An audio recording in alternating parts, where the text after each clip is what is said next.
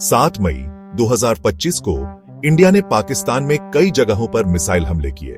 Operation सिंदूर नाम के इस ऑपरेशन से दोनों न्यूक्लियर आर्म्ड देशों के बीच पहले से ही तनावपूर्ण रिश्ते और भी खराब हो गए।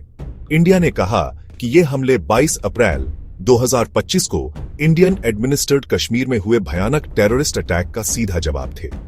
इस हमले में 26 टूरिस्ट मारे गए थे और कई और घायल हुए थे और इसके लिए पाकिस्तान बेस्ड आतंकवादियों को जिम्मेदार ठहराया गया था। इंडिया की मिलिट्री इन हमलों को कहास और सटीक बता रही थी, जिनमें 9 जगहों को निशाना बनाया गया था।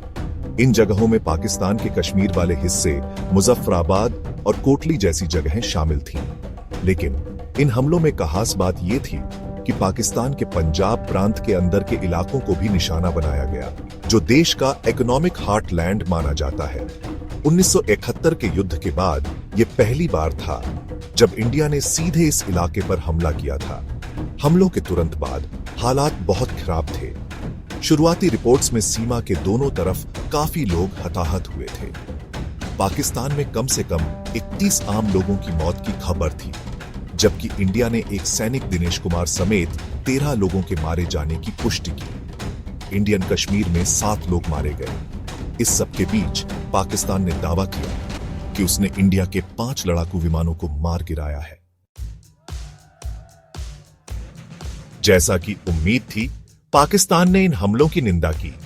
इन्हें युद्ध का कार्य बताते हुए पाकिस्तान सरकार ने करारा जवाब देने की कसम खाई।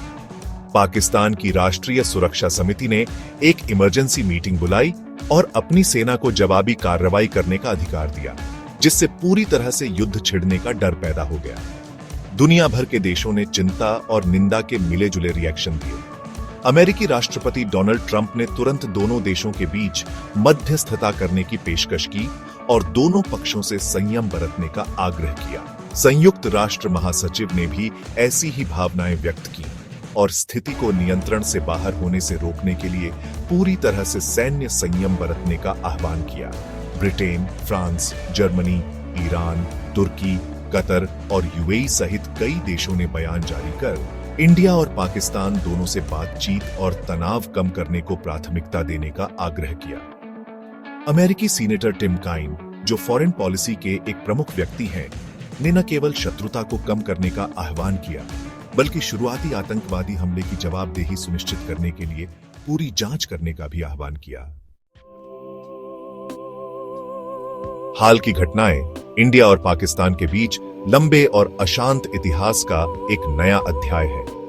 1946 में आजादी मिलने के बाद से दोनों देश बार बार आपस में भिड़े हैं।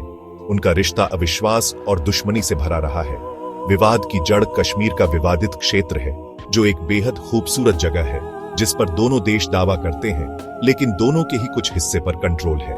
इस विवाद के कारण 3 बड़े युद्ध और अनगिनत छोटी मोटी झड़पें हुई हैं, जिससे कई बार इस क्षेत्र में युद्ध के हालात बन गए हैं। इस अस्थिर स्थिति में और भी जटिलता यह है कि इंडिया और पाकिस्तान दोनों के पास परमाणु हथियार हैं। यह खतरनाक हकीकत हर टकराव पर एक लंबी परछाई डालती है, जो तनाव बढ़ने के संभावित विनाशकारी परिणामों की कड़ी याद दिलाती है।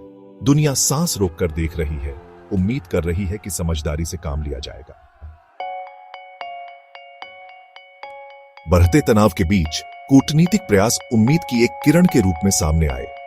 ईरानी विदेश मंत्री अब्बास अरागची ने इंडिया और पाकिस्तान दोनों का दौरा करने की पहल की और मध्यस्थ के रूप में अपने देश की सेवाओं की पेशकश की। उनकी यात्रा ने अंतर्राष्ट्रीय समुदाय की गहरी चिंता और संघर्ष के शांतिपूर्ण समाधान की उनकी साझा इच्छा को रेखांकित किया। जैसे जैसे धूल बैठती है, बातचीत और कूटनीति की जरूरत पहले से कहीं ज्यादा साफ दिखाई देती है। पिछले कुछ दिनों की घटनाओं को इंडिया और पाकिस्तान दोनों के लिए एक चेतावनी के रूप में काम करना चाहिए। स्थायी शांति का रास्ता सैन्य ताकत में नहीं, बल्कि आपसी सम्मान, समझ और बातचीत के जरिए मतभेदों को सुलझाने की इच्छा शक्ति में है।